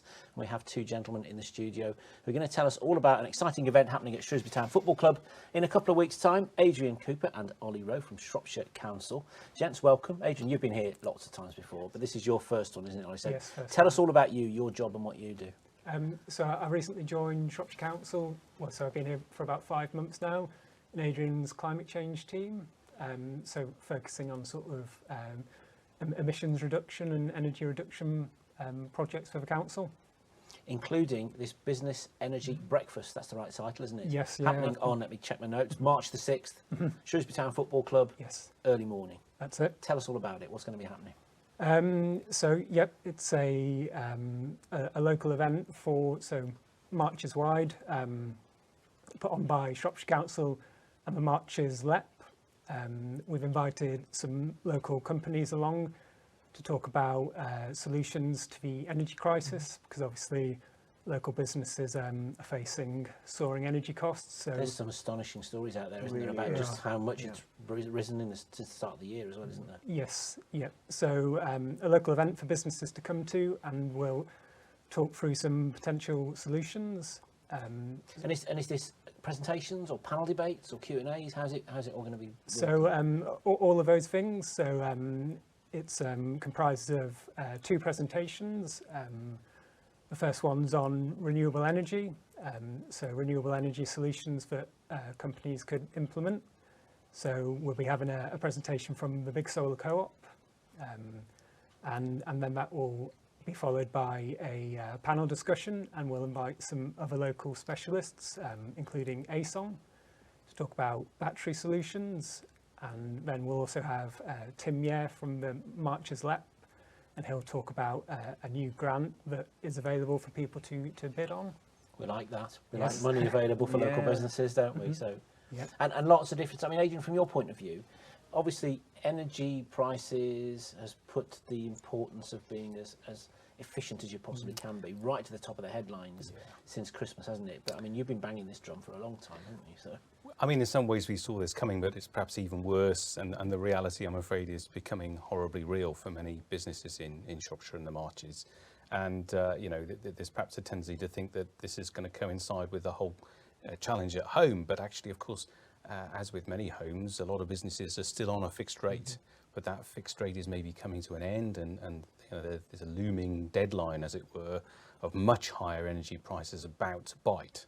It's not all at once, it's coming in bits and pieces, and we can see that coming. And so the council's role in this really is to try and help in terms of making available information about stuff that's going on right now, or stuff that's coming really soon, which is going to be able to help a business to actually plan meeting this challenge, using all the various bits of advice and guidance and grants and stuff that's available through the sorts of speakers and panellists who are part of this event, basically. So the council's role in this particular event then really is more facilitating than actually leading, is it? So yeah, we're not speaking at this. We're not particularly well qualified to talk about business energy advice necessarily ourselves, notwithstanding that the council's energy bill is pretty high.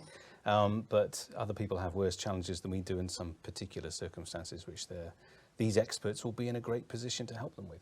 This is really going to help them, isn't it? Obviously, it is a hot topic at the moment. As you say, businesses are thinking of what's coming ahead. Yeah. So something like this is where they can go and learn, find out, chat to other people with these panel debates as well, and find out more information. Exactly. We're so lucky in Shropshire in some ways because we've got a lot of local businesses who are already part of the solution here. You know, we do have people who can offer really good quality professional advice on these topics. You know, how do I look at my premises and work out how I can use less energy? How can I use renewable energy technologies or battery storage, you know, in order to help reduce my bill and weather this storm, you know, and there's a bit of capital investment, but equally you've got grant funding becoming available, and you've got things like the big solar co-op that Ollie referenced. That is a crowdfunding platform, so they will help you to design a solar roof-mounted solution potentially for your premises if it's got all the right attributes. But not only that, but in the right circumstances, they would also fund the installation of that roof-mounted solar system and simply sell you the energy at a fixed cost. In terms of business, I was just going to say, like, obviously people are trying to save money, but at the same time they're going green because they are looking at these solutions you mentioned, solar, which they might not have thought about. They just carried on paying that energy bill, and now they're thinking of those different solutions. Yeah, I mean, in my way, you know, in my agenda and that of Ollie and my team is really around carbon reduction and meeting the challenge of climate change. And it just so happens that, of course, that many of the solutions that reduce carbon emissions are also a really good way of reducing your energy costs and potentially building greater resilience. You know, if you're generating your own energy and you can store that on your own premises, you are less dependent on, you know, the grid connection that you might have for your power at the moment, being the only source of energy.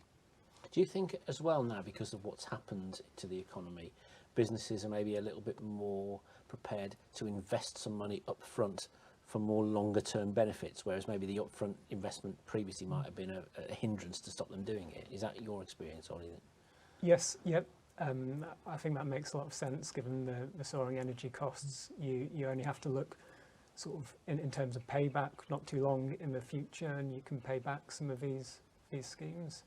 So are they going to, the idea of this event then presumably is that there will be actual practical takeaways where businesses can come out and start acting on some of the things they've learned immediately, rather than things that are coming in the future 2, 3, 4 years down the line? Is that the... Yep, that's the intention. And another big part of the event will be, so after the presentations and the panels, will be the networking. So people will be able to come to the people they've heard about and talk about how they could implement them for their companies.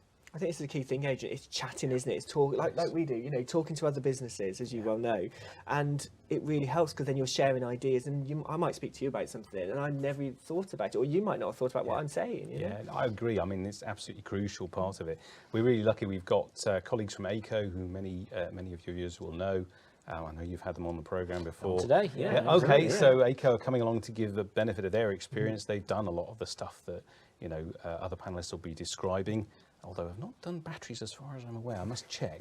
But they, you know, they're pretty experienced on this. But it's to tell their story. You know, why did they do it? What did they see the benefits of that being? How's it going? You know, where have they come across problems and things that people might want to do differently or avoid? You know, and that's the really powerful thing, isn't it? Because if you're an organisation or somebody selling a product and you stand up and say, our product's great, well, you would say that, wouldn't you? But if you can hear it, a testimonial from a business that's not got an axe to grind, hear it from a customer, it matters more. People will relate to it more and they'll believe it more. So, have you got lots of those kind of stories that are out there at the moment? Companies that are prepared to say, listen to us, we've done this. Increasingly, I think, and you know, certainly we are blessed locally with some really strong sources of advice, and we're very lucky. Again, another company that we've got locally in Shrewsbury is Evora Edge. I'm sure Neil Dady's probably been on your programme as well. So he's coming along to give the benefit of all his experience, many years of experience in this area of work, helping businesses to do this. So he'll, I'm sure, be able to give some really good examples of what it's actually done, you know, people have done in practice and what the outcome of doing that has been. And it's those little practical examples that people can take away. And then, as you say, you know, the networking, the chatty bits afterwards over a cuppa is the really important bit. You can learn a great deal from that. And you don't have to be a big business, do you? You know. No. I mean, in some ways, you know, the challenges are the same across the board. Some businesses, perhaps by virtue of what they do, have a particularly high level of energy consumption, but they have always had a very high level of energy consumption. But the factor of change that all businesses are seeing is roughly the same. And, you know, it doesn't matter if it's 4 times a modest bill or 4 times an absolutely stonking bill. If 4 times is what you're facing, that's a challenge for any business. Really It's the shock factor with how quickly it's changed as well, isn't it? And that it's completely out of a company's control unless they restructure in some way or other. And of course, Ollie, it's easy for some companies in some sectors to do that than others, isn't it? So. What will be the main takeaway from this then in terms of at the end of it? Are you hoping this will become the start of something regular? Is it going to be a talking shop that builds onto other things, do you think? There'll be potential to make it a regular occurrence if businesses find it valuable. Yes, we could definitely look at doing that. So give us the important things then. If businesses are interested in registering, if they haven't already, what do they do? Where do they go? What do they have to do? First of all, it's free, isn't it? We should make that. Yep, it's a free event. They just have to register, so we have a rough idea of how many people are going to attend, but register and then turn up on Monday, March the 6th. 8 o'clock it starts.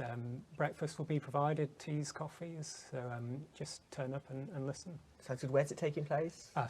Shrewsbury Town Football Club. And if people want to register, I know there's an article on the Shropshire Council newsroom, isn't it, which I think is newsroom.shropshire.gov.uk, but just Google and people can find out the details. There's an Eventbrite portal for registration, Brilliant. so that will be in that piece, and hopefully you can Google it and find that. Yeah, perfect. Nice. Excellent. Well, I look forward to seeing you there. Should be a fascinating morning. Yeah, looking forward to it. Brilliant. Thanks for coming in and telling us all about it. Chris, I know there's somebody waiting for you in the green room, so you'd better go. I better go. Let's go.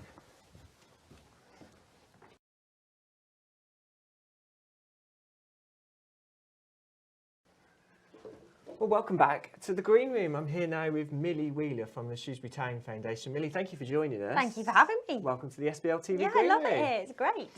So tell us a little bit then, what is Shrewsbury Town Foundation? Well, we all know Shrewsbury Town Football Club, and I think when people think of the football club, they think of what the team are doing on the pitch, where they are in the league table. For us, we're the club's way of giving back. The club is a huge community asset, so the club has kind of it's important that the club gives back because it uses so much resource from the community, and we're the club's way of doing that. So we do it through a variety of means. We have 3 key streams of what we do, one being health and well-being, the other being education and learning, and then the other one is football and participation. So we run lots of projects throughout the community to give back and utilise the football club in the best way possible. Which I think is really important, like you said, health and well-being especially at the moment. I mean, that is big on all agendas and big on news. Yeah. So I guess for you to be involved in that and being part of the community as a football club, it's quite an important thing. It's essential, and I think that one of the key things that we're doing at the moment is a programme called Exercise on Referral. So if you're struggling with, it could be anything from depression, anxiety, you might have diabetes, pretty much anything, you can be referred through your Shrewsbury GP practice, or you can self-refer, and you can get access to 12 weeks of free personal training using our open gym at the stadium. So a lot of people might not know that we have a gym at the stadium. Yeah, it's like a military-style gym. So it opens up, and it also forms our fan zone on a match day. So you can open it all out. It's great equipment. Even I've used it. It's really fun and accessible. Yeah. So I think it's not the typical going into a gym, loads of mirrors everywhere, feeling very self-conscious. It's a great introduction into health and exercise. So I think that makes it a lot more welcoming and a lot more inclusive for the community. And plus we have great members of staff that are personal trainers that can give you that guidance, being wary, if you've got a bit of a dodgy knee or hip or anything like that, they can make sure that all the exercises are tailored to you and are going to help you get stronger throughout those 12 weeks. So it's really exciting. And then we're also working with, we've started a new contract recently where we're working with young people who are struggling in schools with anxiety.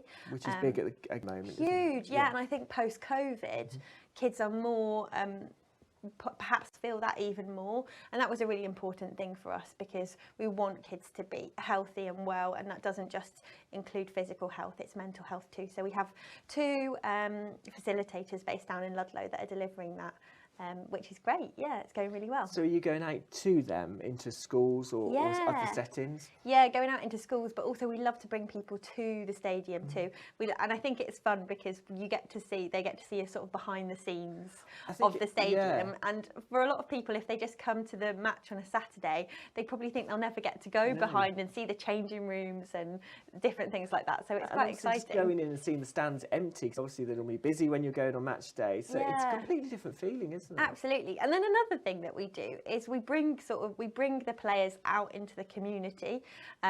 It's a great thing, and I think it makes them feel a bit more personable. And you know, a lot of people just see them for how they perform on the pitch, but they're actually really, really lovely lads. So it's great to have them, bring them out. And we do the same with our women's team as well. So the foundation run Shrewsbury Town women's team, who are doing really well at the moment. They got promoted last season. They're doing pretty well in their new league.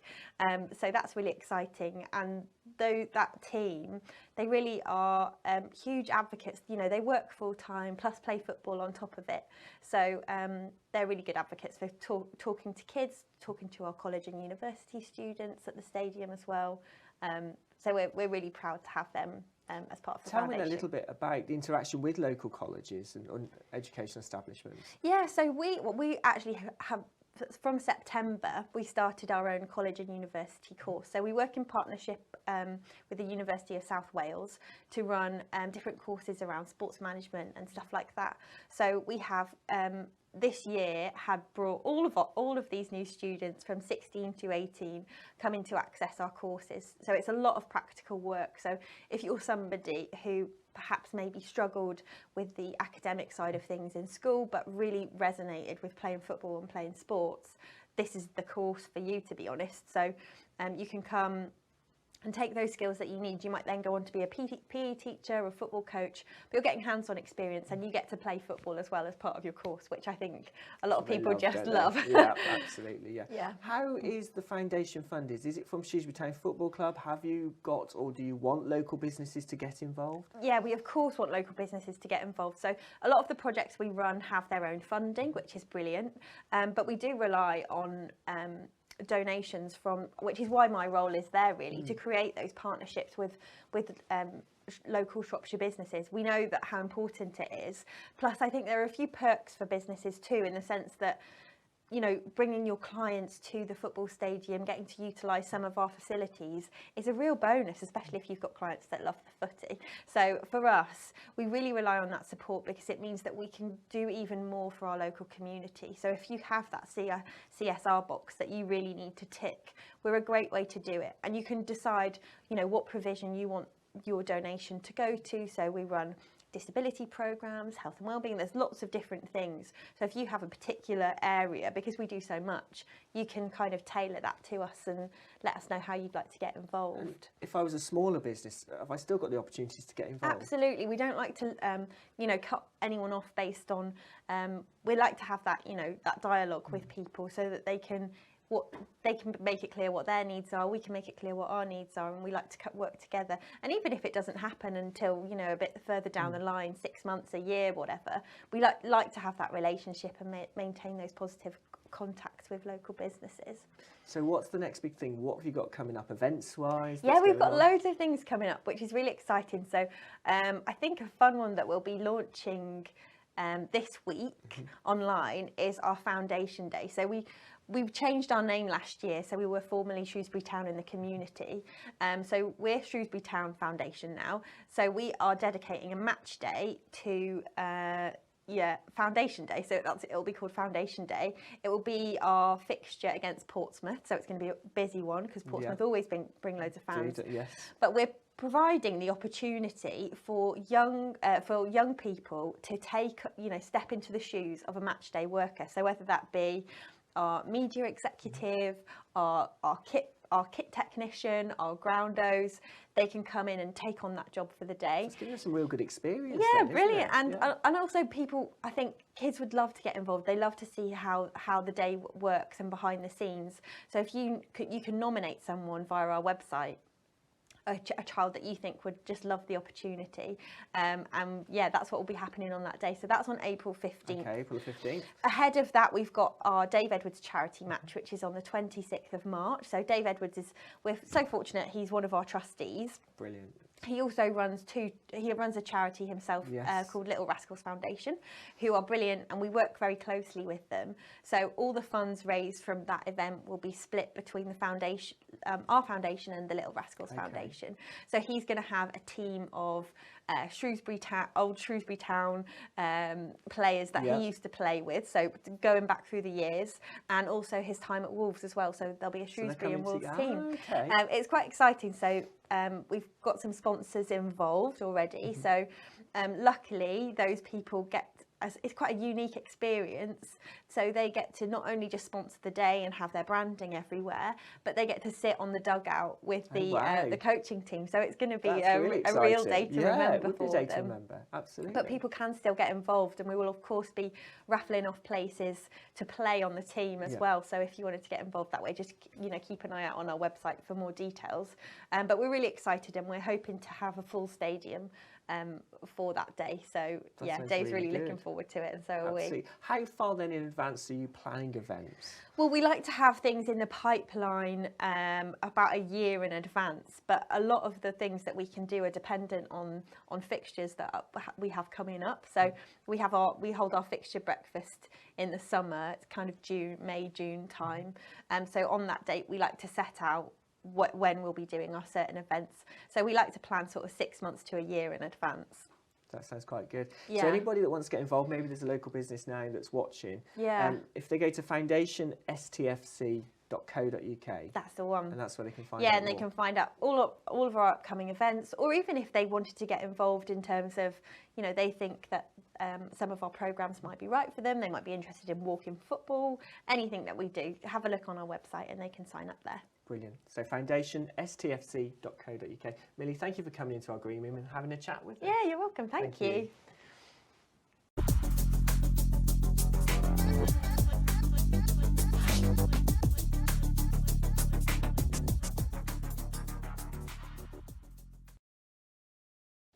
Henshaw's Insurance Brokers, which houses bases in Newport and Shrewsbury, has been acquired by the UK division of one of the world's biggest insurance groups. It's now linked to Global Risk Partners, which is part of US broker Brown & Brown Incorporated. Managing Director Mark Freeman, his fellow directors and the 42-strong team of staff will all remain with the business. An environmental consultancy from Shrewsbury has secured funding from the UK Space Agency to help develop high-tech solutions for water management and natural disasters. Geosmart Information is one of 9 organisations across the country to have shared £85,000 to foster climate services and innovation.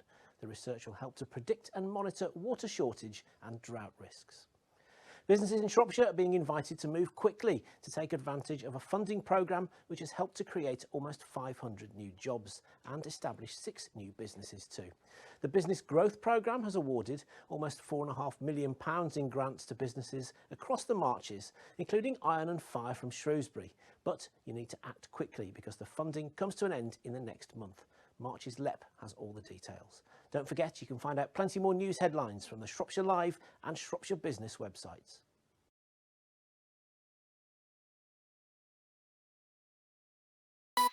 Shropshire Live. News and entertainment for Shropshire.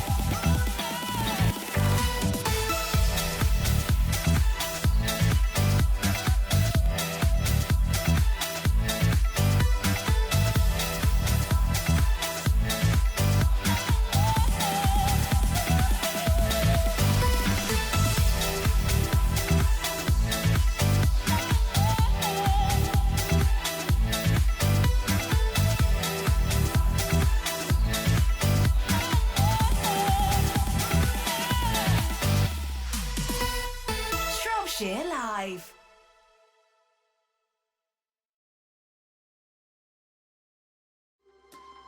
Award-winning news, views and analysis. That's what you get with Shropshire Business Magazine.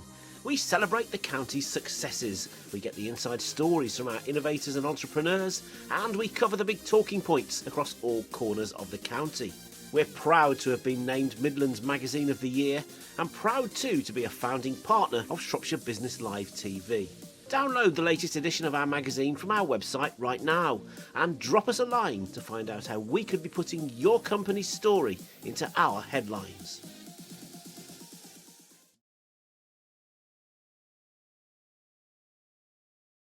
Welcome back to Shropshire Business Live TV. Now, earlier on in the show, in one of our news bulletins, we were talking about how Shropshire Chamber of Commerce is looking for the views of the local business community for its quarterly economic survey.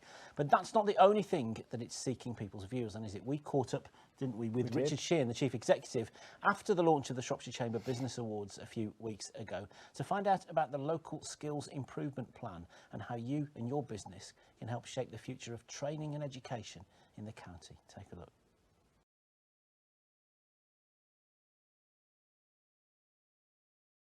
So we're joined now by Richard Sheehan, the Chief Executive of Shropshire Chamber of Commerce, for a little while yet. Indeed, Richard, for a little while yet, until the 31st of March. But one of the projects that you've been working on in great depth over the last few months is this Local Skills Improvement Plan project, isn't it, which the Chamber's leading for the whole of the Marches area? We're leading right across the Marches, yeah. What is it? Just explain about what well, you're trying to do with it. The Department of Education decided quite some time ago that they probably wanted to give business a better voice in terms of how they shape curriculum. We've got some incredible providers who have been delivering, in some cases, training that the government has specified they need to deliver. Sometimes there's been a degree of poetic license, but it needs to be married to the business need, particularly now in a time when businesses are short of staff, when they don't have the sort of resource behind them. It's so important that what they have got can be trained in the needs that they have. And so we're doing this research work now. We're engaging with the business community right across the Marches with partners. Hereford and Worcester Chamber of Commerce have partnered with us, and many stakeholders are involved in this, working together collaboratively, which is the most effective way to ensure that the business voice is heard. And how easy is it to get businesses to interact with you over this then? It's gathering momentum. It is gathering momentum. We started it just before Christmas, never the best time unless you happen to have a red suit and a beard. And so consequently, we are seeing the momentum starting to gather. But the bigger the sample, the more representatives that we can get involved with, then the more we're going to have to provide that intelligence into the Department of Education, who will ultimately come back then to the providers to say, this is what your business community are asking you to deliver. Can you deliver it, and we will fund it. So, and presumably just to find out where the highest priority gaps maybe are in the provision that exists at the moment then, is it? That's right, yeah. It's analysing not only the data that's already there, and there's a whole raft of different data already produced in lots of different formats, of course, which has to be put into some... That's a challenge in itself, isn't it? That is indeed a very time-consuming challenge to try and analyse all that and get it into one format. But I think there's a lot there already. The providers have been doing a lot of research of their own over time and to help shape some of the funding bids that they've put in and the delivery model. So there's a whole lot of things there. There will be gaps in provision. It would be absolutely fantastic if there wasn't, actually, because that would say that everything is as we want it. But the likelihood is we will find gaps in provision. There's no question about it, and that businesses will be looking towards the future. You know, the net zero agenda, the carbon sort of reduction agenda has a part to play in many businesses, not only in terms of how they can reduce their carbon footprint, but how they might capitalise on the opportunities that new growth market will provide. And so simple things like that will come out of it. But I think there is a challenge there as well.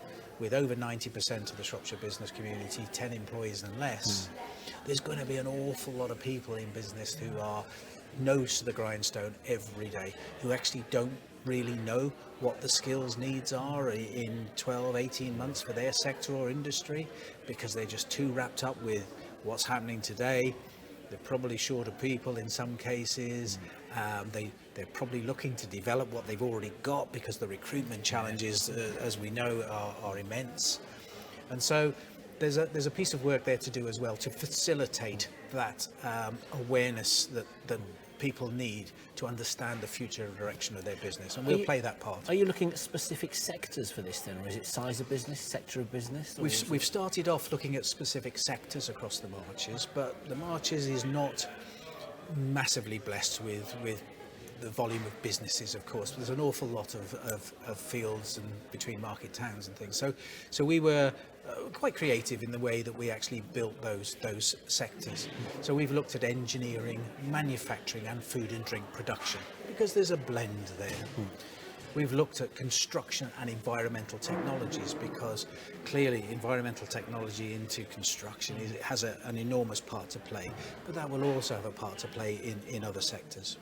Professional services plays a key part in our economy, and it's very important that it's at the forefront of being able to retain that work in Shropshire and Herefordshire, rather than see it going off to Birmingham and cities, because people think it must be better because it's there, and the reality is it probably isn't already.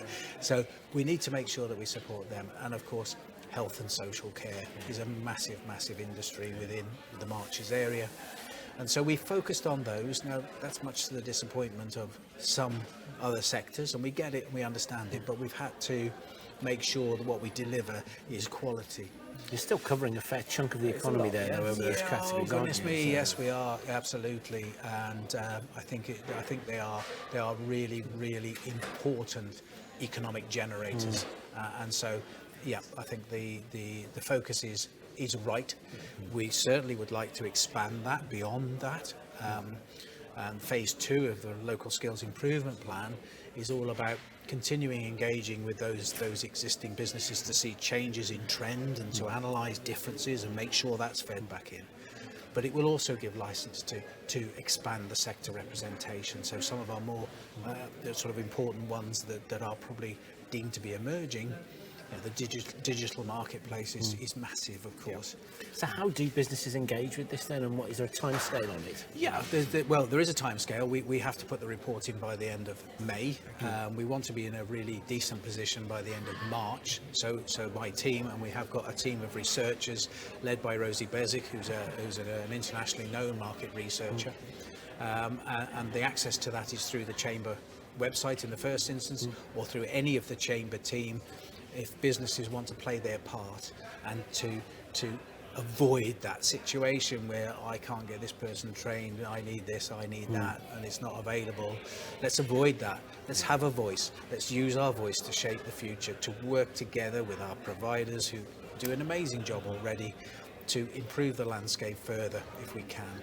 And so they can come through our website, any of the Chamber team, and we will sort the interview situation. We'll have a discussion, understand what their sector is, and it can either be a one-to-one interview, face-to-face, virtually.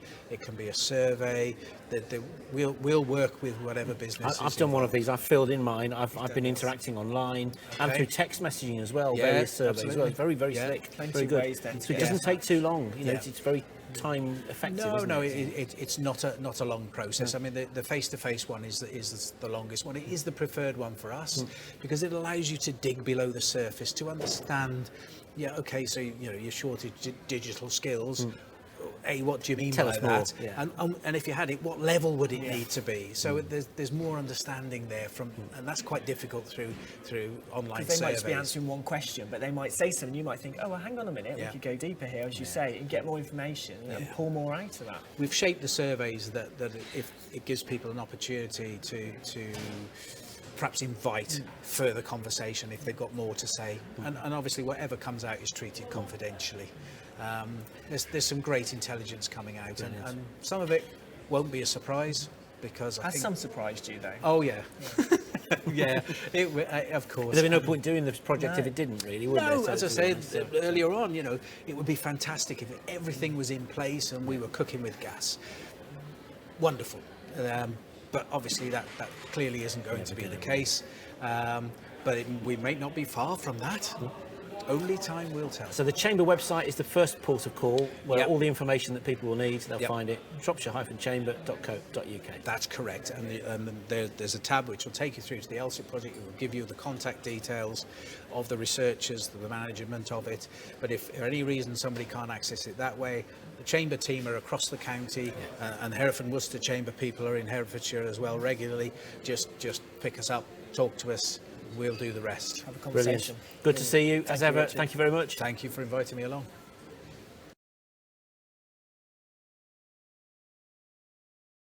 Well, all the information for that is on the Shropshire Chamber website.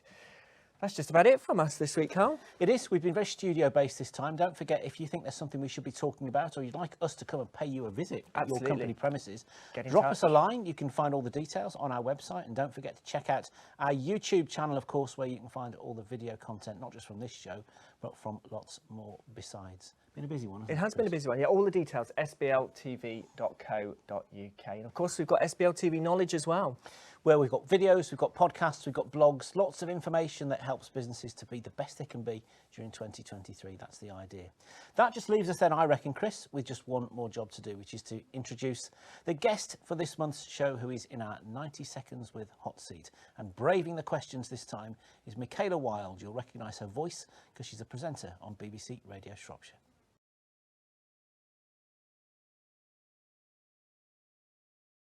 What's your greatest strength in the workplace? I would say adding a bit of fun, I think. And your biggest weakness? Biggest weakness? I think probably being too critical on myself is a bit of a weakness for me. What's the biggest challenge in your job, do you think? It's got to be working with Carl Jones when he comes in for films at 4 Extra. No. Sometimes it can be a challenge to get the best out of people, I think. So it's just giving them a chance to warm up and getting to know people. What sort of qualities do you look for in colleagues? People that are open, people that are honest, and people that are creative. Pet hates? People taking life too seriously. Biggest decision you've made in your career? I think probably, well, do you know what? I used to run a pub. That was a big decision. So I took on a pub, taking on the pub and then deciding to leave, I think was a big decision in my world. Tell us something else then maybe about you that most people wouldn't know. Back in the day, this is a very fun and embarrassing fact for you. I once auditioned for the S Club Juniors. Gym workout or TV box set? It used to be the gym. It used to be the gym, but I spend a lot of time now just binge watching series. So a glass of wine or a spinach smoothie? Can I go for a fizzy pop instead? Dream dinner party guests, dead or alive? Do you know what? I'd love to sit down and have a chat with Amy Winehouse. I think if I could have Amy Winehouse round for dinner, that would be a great person. Your proudest achievement? Launching my second album, because I put so much work into it. I got a whole band together, we did a huge concert, I went on tour afterwards, and it was a really, because I think I put so much into it, I was really proud of the outcome. And finally, the most important question, is it Shrewsbury or Shrewsbury?